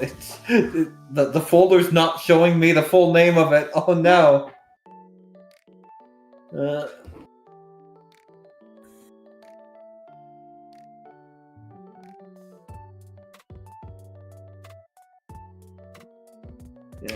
Oh, all right. Stalling. No worries. But yeah, it's just one of those things where you can't go back and get these feelings again because but the thing is you play through these have an amazing time, and then you go to the next visual novel. I think that's what makes visual novels so unique. You know? Yeah, I absolutely agree. There's something very immersive about them. Yeah. Yeah, there really is. They're immersive storytelling. And when they're done right... Oh, here we go. Like one of my favorite is a very long 57-hour one. It is called Hoshino Memoria, Wish Upon a Shooting Star. I played this one with the unofficial patch in 2012, After Fate. Yes, I went from an 80-hour one to a 57-hour one. I was also a teenager playing 18+ visual novels. I turned out okay.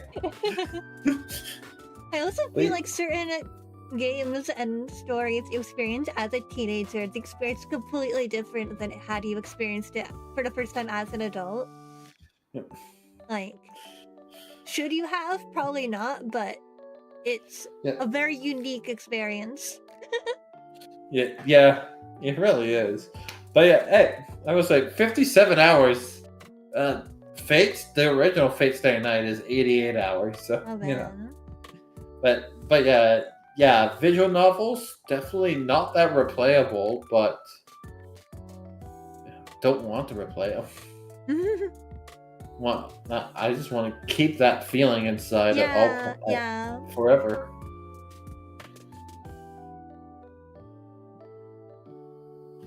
And especially since, like, Memoria recently did get an English version, and a bunch of others are starting to come to the West. I feel like this is kind of like anime, that this is a great time to be a fan of the genre. Yeah, absolutely. Like, it's so much easier to access them now than it was back in the day. Yep, you no longer have to go to shady websites. Go to the 5th page of Google, because the first 4 pages will just have random stuff. The 5th page is where you might find something legit or might download a virus. Yeah. Who knows? It's gambling, guys. We love gambling. Yep. But yeah, that's what it used to be back in the day. But now we have Steam actually letting visual novels come to the site. We have Demsoft. Yeah, Demsoft. We have Manga Gamers also has a lot. Yeah, Manga Gamer. I love the Manga Gamer website. It's so fun how like it looks.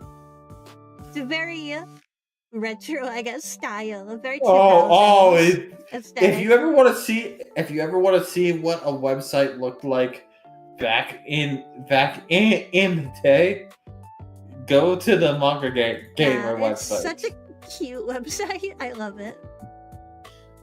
But yeah, we have other websites that I don't know if I want to bring up here, because they don't just sell visual novels; they sell other stuff. Yeah, Felix, we did talk about Doki Doki a little bit. It was my first visual novel and one of my favorites. Yep. We brought up Doki Doki because Doki Literature Club is, I think, the final piece that finally set everything in play, you know? And then we got so many.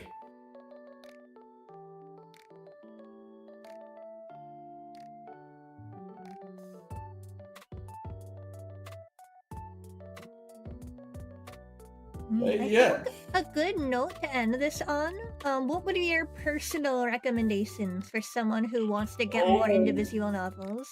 What do you think are the essential, like, beginner ones? Oh god, give me a second. Let me go.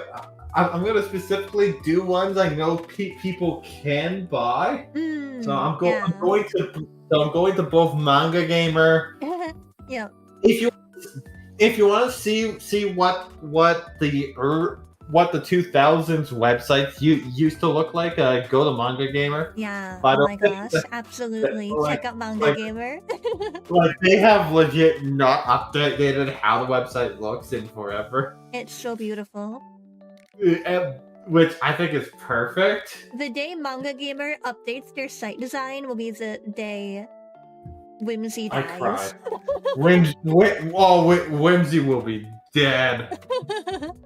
Yeah, but yeah, I think that's great. Why don't you start, because I have to sign in to websites real quick. Yeah.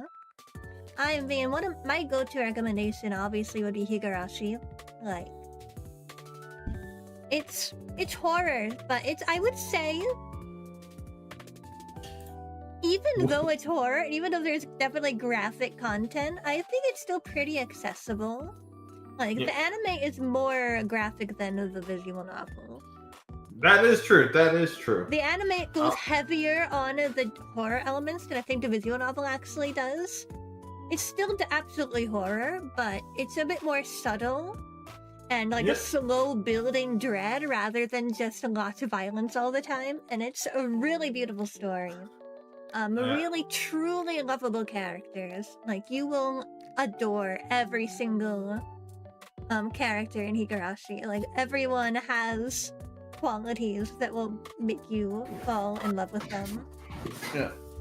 So my first recommendation, I will mainly because of how much I've been hyping them up. Yeah.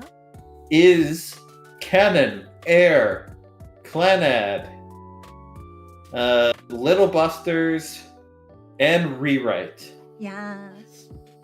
Those 5 from Key are all amazing storytelling. That would be my first huge one. And of course, if you like visual novels that are going to be very difficult and you need to make 500 saves, Fate Stay Night is an enjoyable time. And then, let's see. 4 Rhythms Across the Blue was also a very... What was also one I enjoyed quite a bit. And, of course, I brought it up. Cafe Stella and the Reaper's Butterflies is one I did enjoy a lot, too. Again, heads up, a few of the ones I recommend are 18 plus ones. Yeah. You might be able to find all age ones, but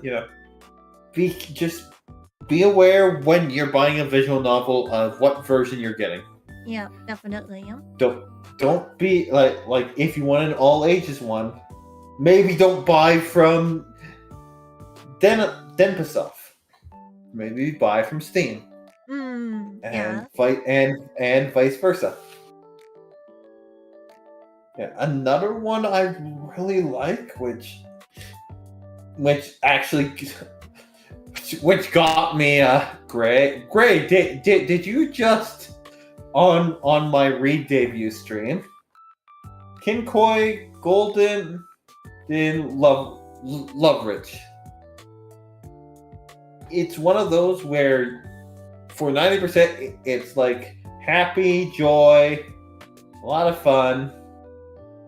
And then the fucking baseball bat shows up and hits you with emotion, out of nowhere. Like I refuse to spoil the twist, but the twist had me literally just staring at my computer for 5 to 10 minutes, going, "What?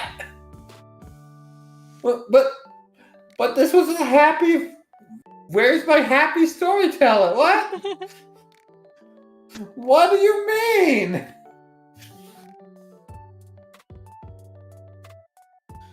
But yeah, Yeah, I would also say, hey, for buying visual novels, at the end of the day, read the plot summary, look at the art, and get the one that looks the most appealing to you.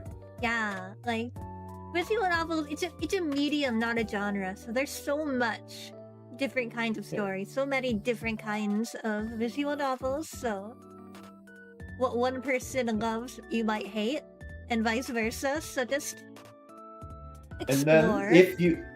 And then if you find a visual novel and you really enjoy it,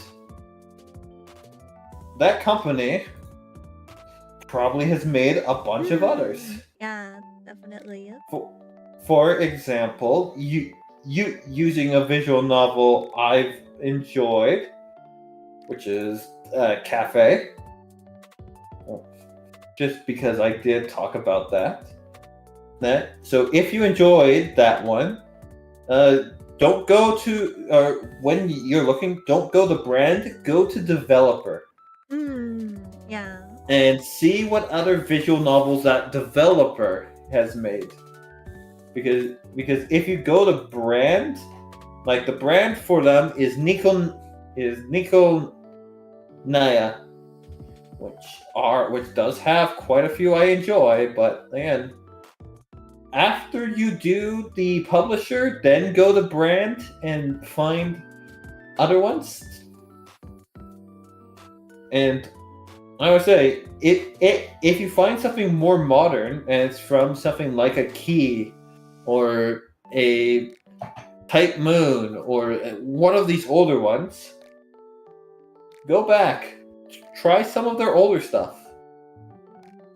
Yeah, just because the visual novels are older doesn't mean they're going to be worse. Yeah, absolutely. Like there's so much good in older games, I think. That like obviously maybe the art style it might not be to the standards of modern games, but that doesn't make them lesser.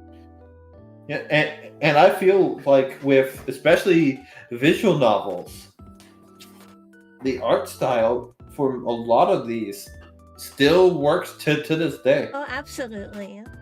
I would say that charm to early visual novel art. Like Clanad, I would say that art style still Clanad. Clanad is so beautiful. Yeah. Clanad, Air, Conan. Yeah, they look older, but they definitely still work. And that is the joy of the visual novels. Is their stories, not like oh there's games mechanics are out of date. Yeah. Storytelling is one of the oldest forms of media out there. And I feel like that will never go away. Absolutely.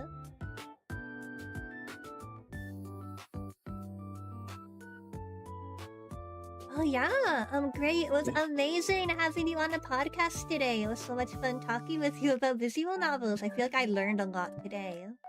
I have a lot more visual novels I need to look up and play for myself. I really hope I did a good job. Yeah, no, this was awesome. Thank you.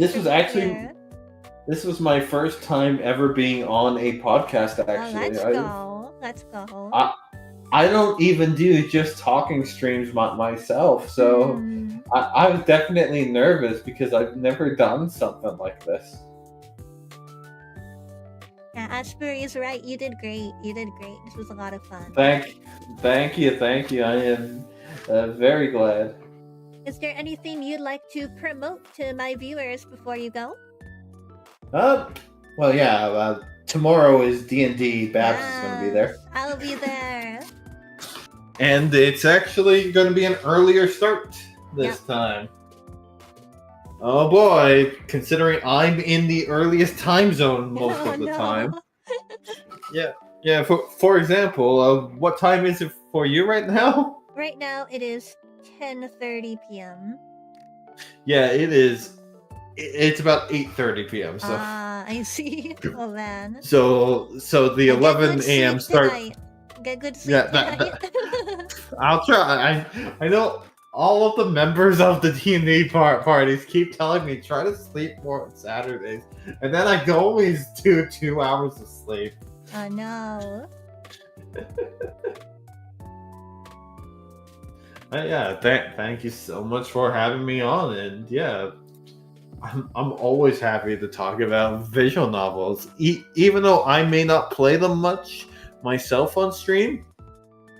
I've made it very much not a secret just how much I love a lot of visual novels and hate school days.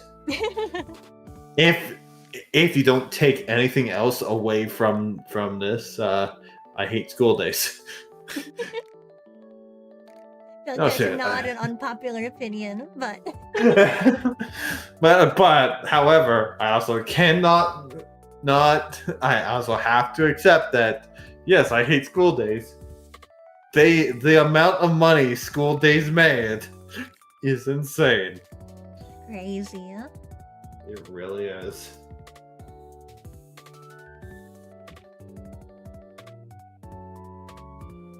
Oh no, Bobby just doxed that you live somewhere in 540,000 square miles of the Eastern time zone. Oh no! I can't believe it. You guys know approximately where I live. Hey, Very approximately. It's better than me. I've straight up said the kind of area I live in. However, it's also one of those things where I'm very people will not recognize me. And if they do, I have no problem lying through my teeth. I always find it really funny when like VTubers go to conventions and like do like will say that they did like fake voices so the fans wouldn't recognize them. Like, oh yeah, I went and bought my own merch, but I was doing a funny voice so they didn't know it was me.